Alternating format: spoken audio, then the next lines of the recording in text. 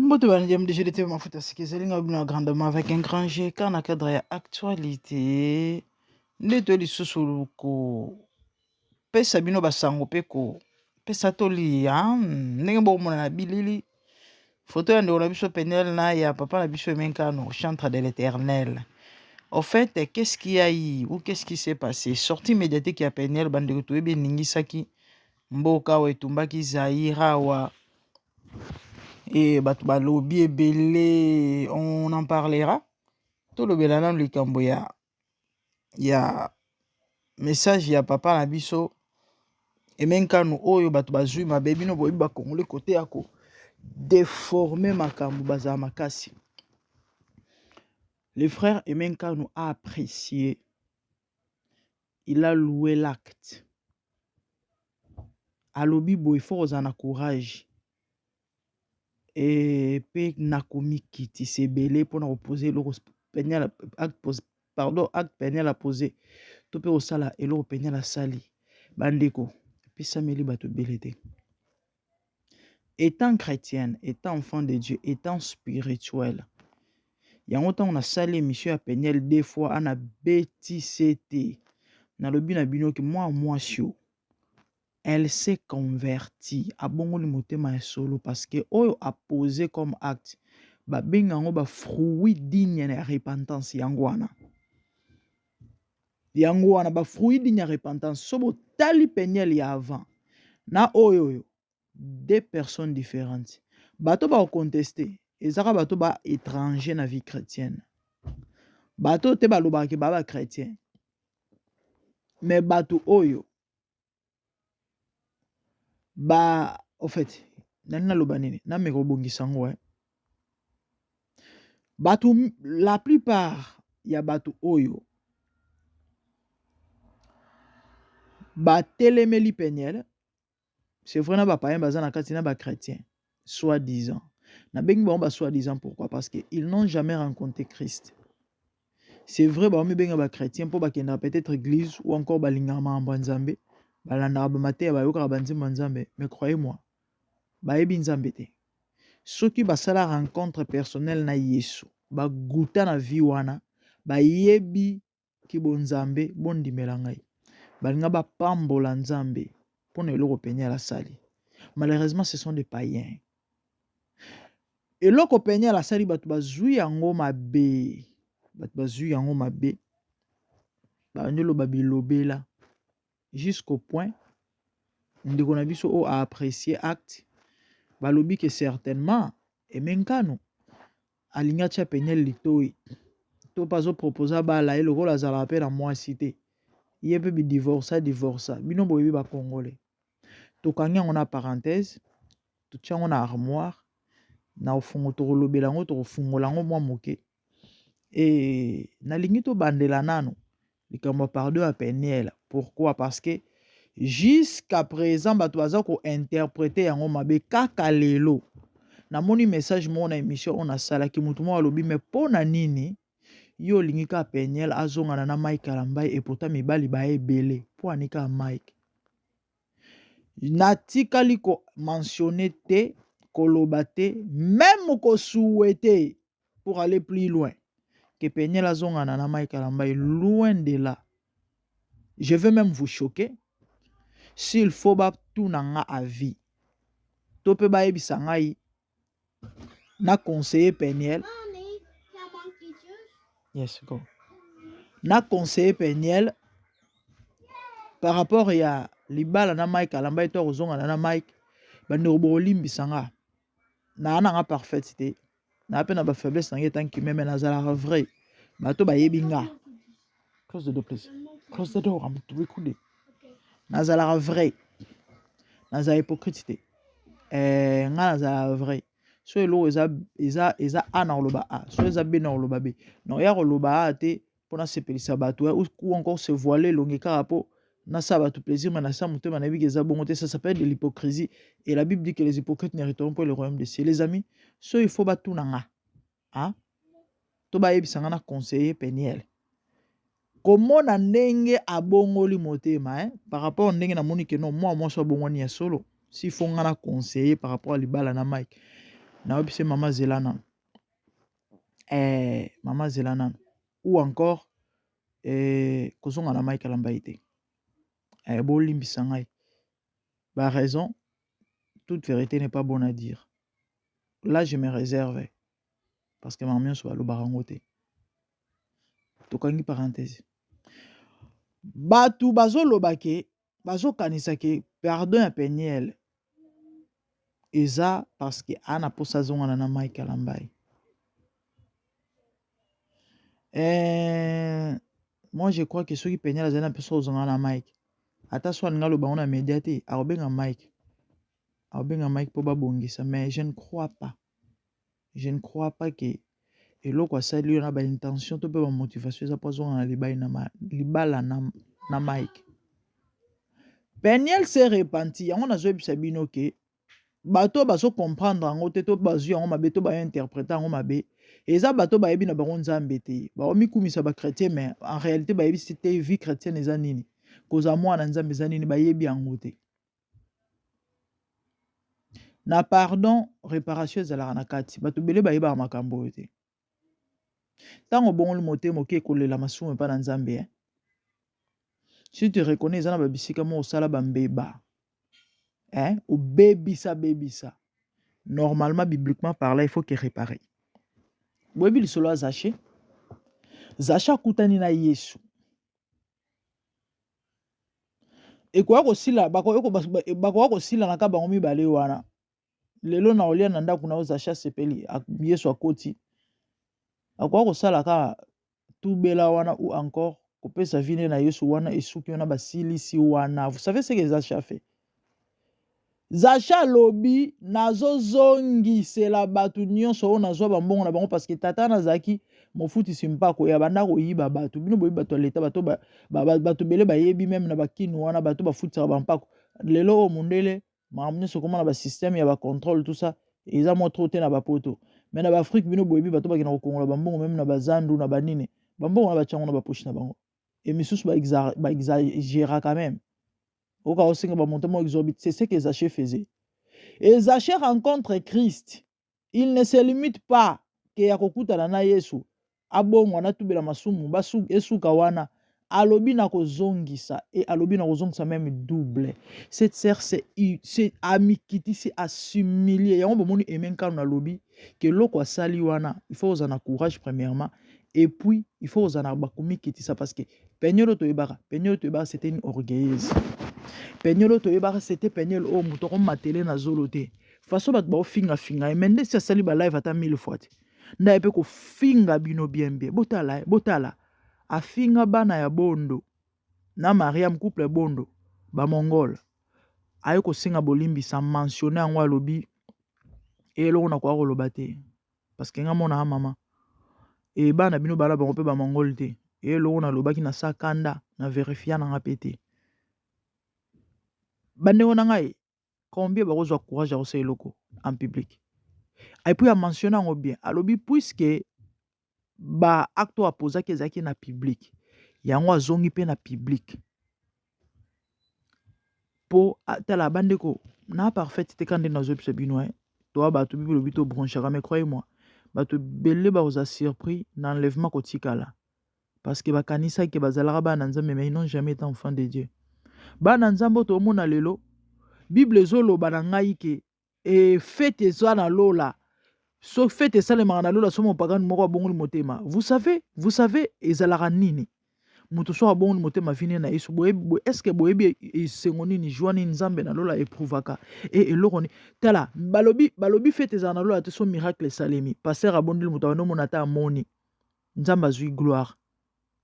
Muto abala kite famille kanga ya ba fiancé bazo touriste ba yeba kei mais muto na bali nzamba zui gloire mais muto abongo la motema bande ko bible lo ba feti ezo salema ce qui veut dire conversion repentance ezakelo ko saka nango te ezalaka transfert des ténèbres à la lumière ezalaka transfert du royaume ya moyini na royaume nzambe ezalaka changement ezalaka lo moko boye. C'est le plus grand miracle pour votre information qui puisse exister sur la terre. Mais bizarrement, les gens qui se disent chrétiens, bah, bamba peniel mabanga, bah, finga peniel. Mutakala yo sambu sana na kozwa osusu. Mais bah, toi na ba benga ba sœur en Christ na ba frère en Christ. Ba kenda ke église. Na auto mona mo na TikTok alobi. Ete ya ye. Yo mwana mwasi okuza na libala na yo ere yango ya kobatela libala. Bomondenga comme Olanda Mike lokola mbwa. Mais n'importe quoi. Qu'est-ce que vous racontez? Si vous savez la puissance de Dieu, vous ne connaissez ni les Écritures ni la puissance de Dieu. Est-ce que vous savez que Peniel, si réellement bongoli moté mandé na olobana, et moi je confirme qu'elle s'est repentie à solo. Dieu est capable de restaurer pas kangi bino minoko apesi mobile aleki Mike Kalamba na nyonso. Est-ce que boyebi? Est-ce que boyebi eloko wana na yebi ke bato ba ba fan ba ya Mike ba ya finga ngai. Mais moi je vous parle de la part de Dieu parce que vous ne savez bozo koyeba ni les écritures ni la puissance de Dieu qui agit au-delà de tout. Tala nzambo bomone alongolaka soni. Lorsqu'on reconnaît que nzelo na bane holandesa yango te et honora qui était ozongi na sama kolona ye asukolaka réputation, vous n'avez pas l'idée. Kabisiko sambo elaki nde bisika oya ko honorer bino. Moi je vous le dis que Peniel wana nzamba otomboleka na miso na bino bato bofingie. Nzamba opambola Peniel akopesa libala kana miso na bino o bofingie e libala ya pamba te na mobala ya pamba te. Pona nini kapo alakisa bino ke anzambe. C'est ça Dieu. C'est ça Dieu. Musala na ye ko confondre mayela bato. Parce que bat bomi mona tellement mayele, bat bomi kanisa tellement bangonde batu, bayebi ko sala analyse, bangonde batu, bazo juger selon bango, na musuni, na molimo te. Mais nzambo anzambe, wa keli batu, wa keli mokili, o via mutu nyonso e dépendre na ye. Aolakisa bino ke ya anzambe, maloba na bino na makanisi na bino ezalaka ya ye te o. La Bible dit c'est penser. Na ba penser na biso ekeseni. Bomoto na bonzambe ezaneti butu na moi. Pour votre information. Et là bat basali ba analyse ba mimo nek ba leki tellement maele na moni même mususu ke plus loin ache pardon en cause. Pourquoi? Simplement parce que Peniel alobaki ke la cause était noble.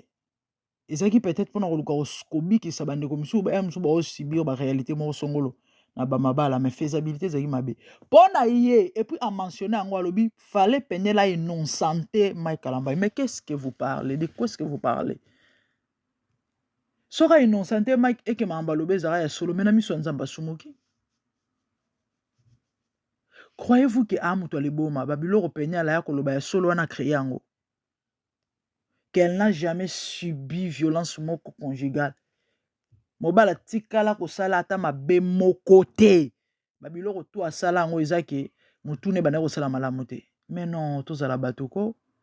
Un moment, c'est vrai que la fan to pekisio te. Mais na vie moko faut zala réaliste. OK?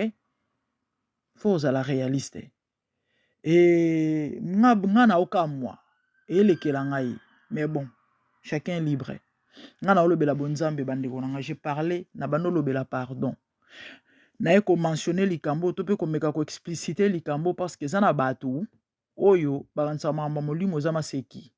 Mamba molimo za mamba ya classité yo.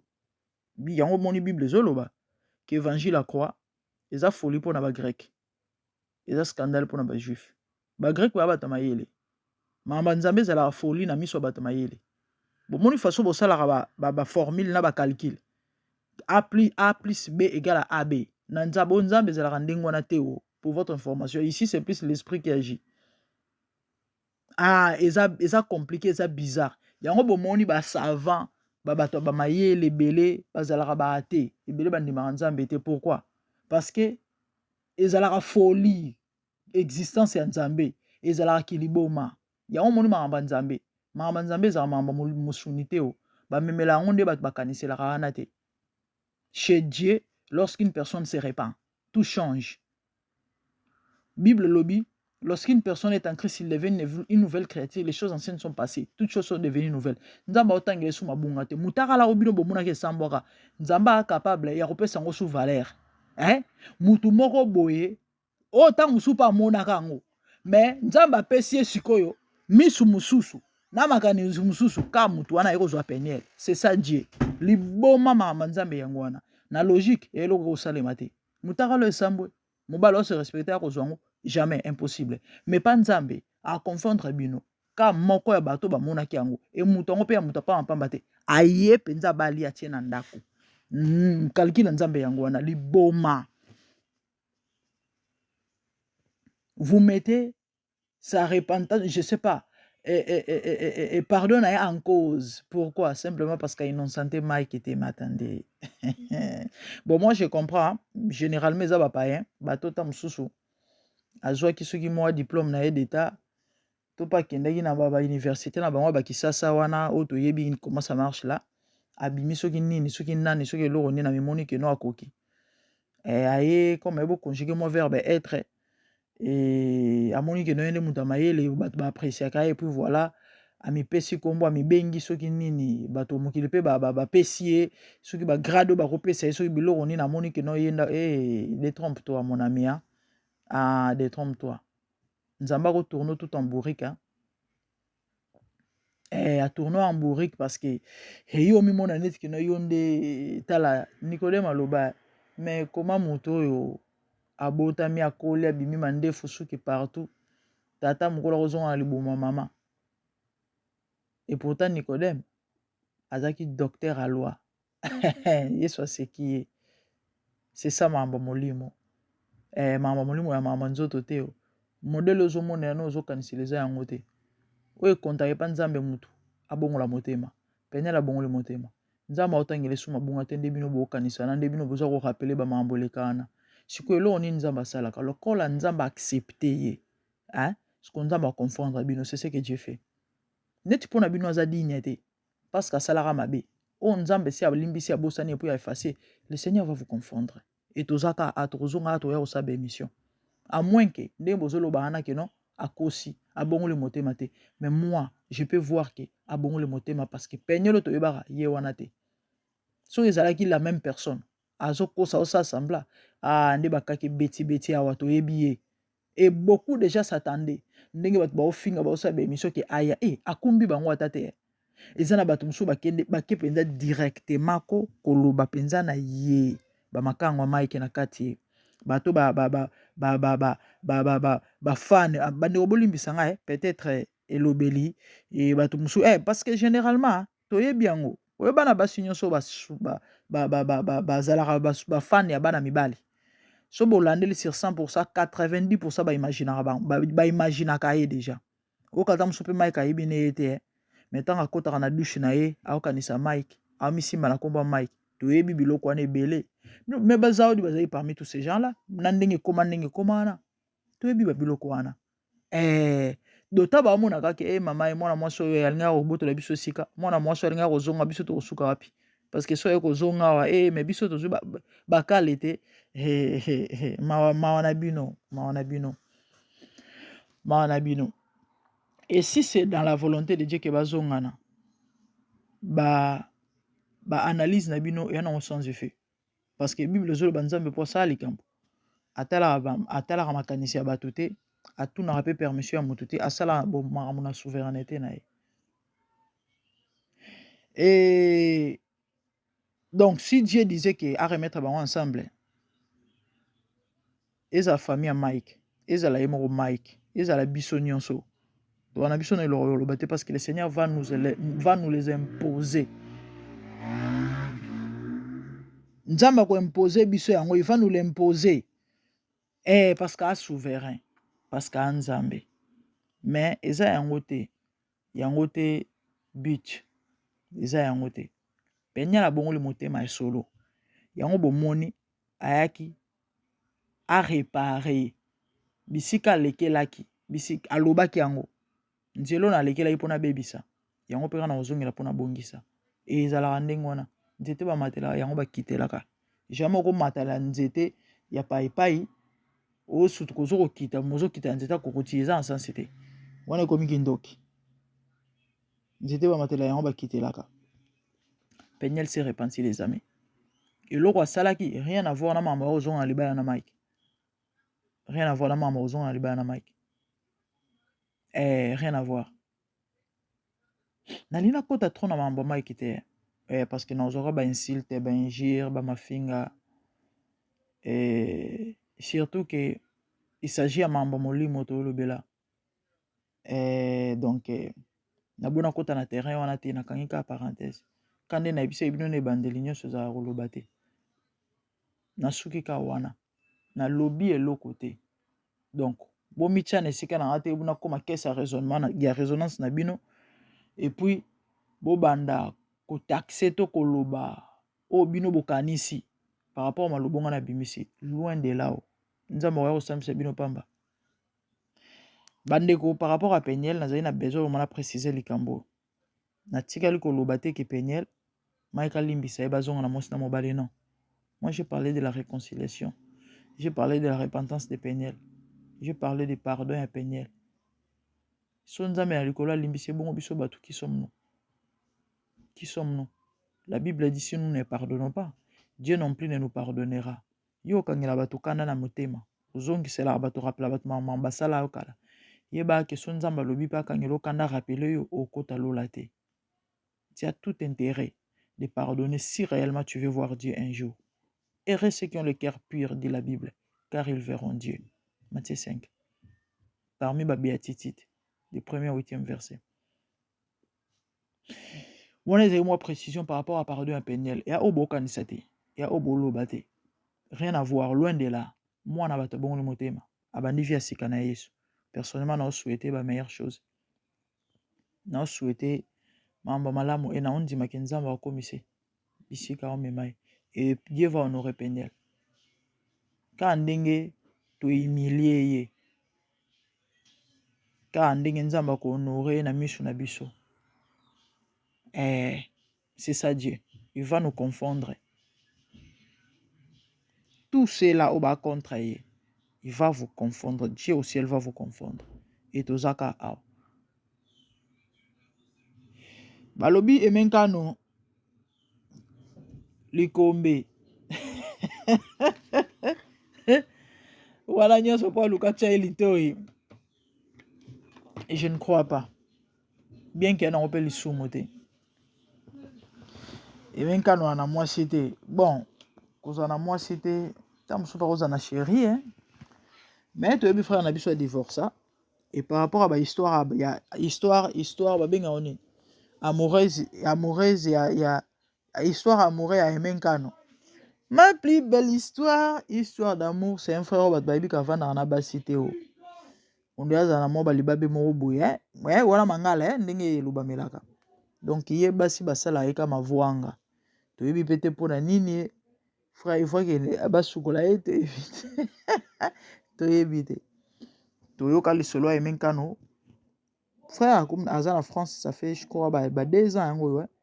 2 ans ou 3 ans que 3 ans depuis frère menkano comme en France. Frère menkano kala et tant abima penza sika album né liboso penza o PC makamozara je dois partir. Je dois partir dans ces contrées lointains que j'ignore. Ah waouh, comment il y a pas bon, mais c'est parmi les gens où la musique à gospel penza à pamboli batu. Dès qu'on a vu ça rapoto, mais ça rapoto galère y a pas si. Au point où moi soit zalara na ye, ndenge to yo kaka. Moi soit on trompa ka ye. Il paraîtrait azora même zemi ya moto mususu. Azora même zemi ya moto mususu. Mamba mukande c'est compliqué que simbarate batmusu balobaki azora zemi mwana po mobile va déclarer moi na tout ça. En fait c'est compliqué hein. Bref, c'était ça. Et puis après nanenge frère ayeko zonga neki sasa. Tant pas zongi ne Congo, nzamba songi peli na eli susu. Donc yango nga na koloba na bandeko en passant surtout moto oyo za na Congo zo sala osala no nzambe koya poto ya mabete. Mais rassure-toi vraiment que nzamba azomono na poto parce que bato belé baya ba poto basila bato lokola ba ike ba ali album ka moko ya liboso essayer donc écartona moto ya Allemagne sakota cimetière ti lelo abimisa ba album mususu mais eyokana te na somba ya mibale soki ya misato na yoka mbala mona sepena na nga nango te Ah oui, hein. Frère Tangazongi Gisasa a continué dans ses œuvres à Mata Pelati. Et puis après, il y a la Karine. Karine, na ma plus belle histoire d'amour, Azalarawana, Aza parmi les 3 sœurs wana bazanakati.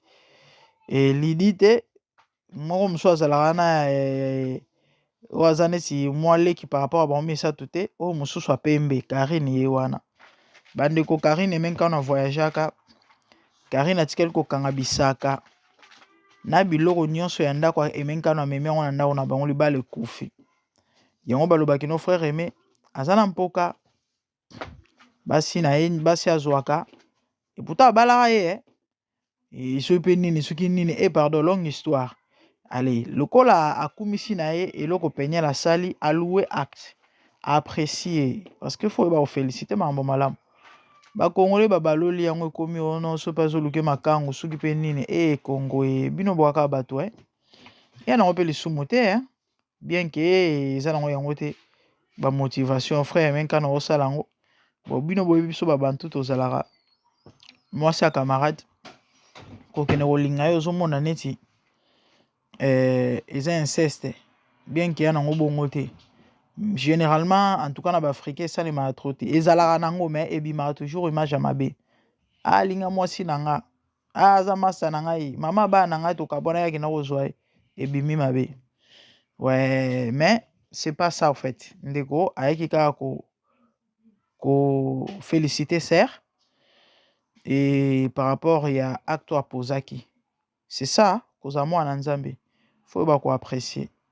Donc rien à voir na o bat ba okanisa wana bandeko et même quand on mobala pénalité ya rose peu mobala pénalité. Bon c'est vrai le goût et les couleurs ne se discutent pas mais et même quand on est mobala pénalité aux années peu mobala pénalité. Naloba bi ya star nalobi eloko.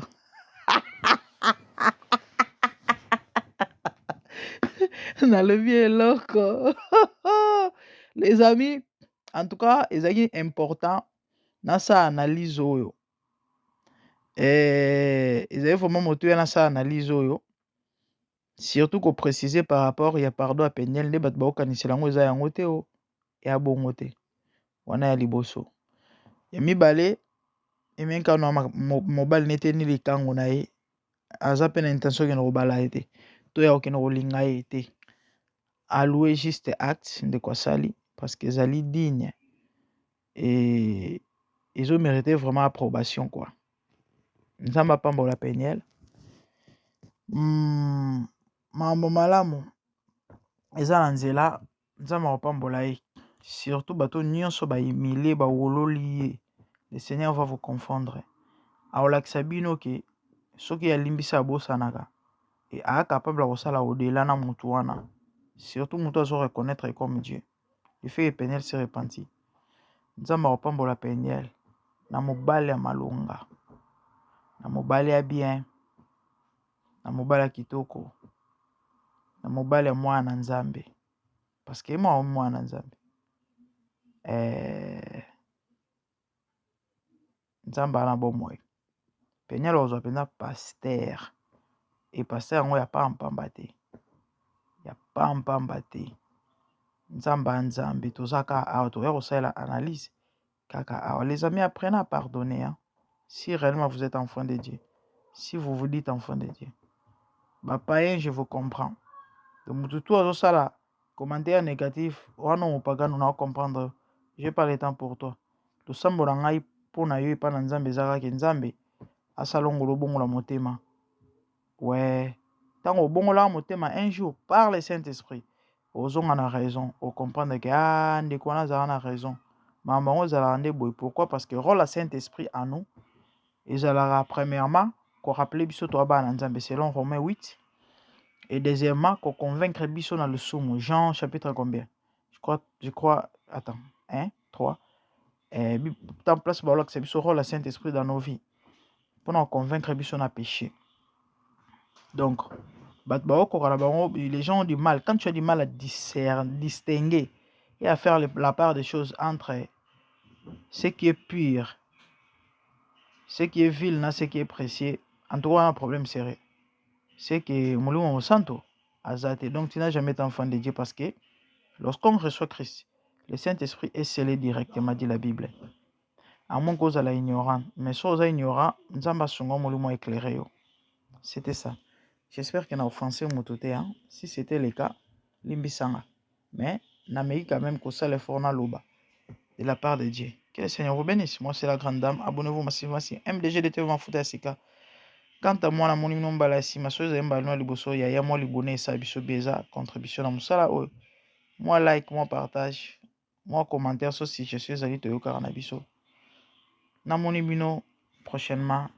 De bonnes choses, merci, au revoir. Bye.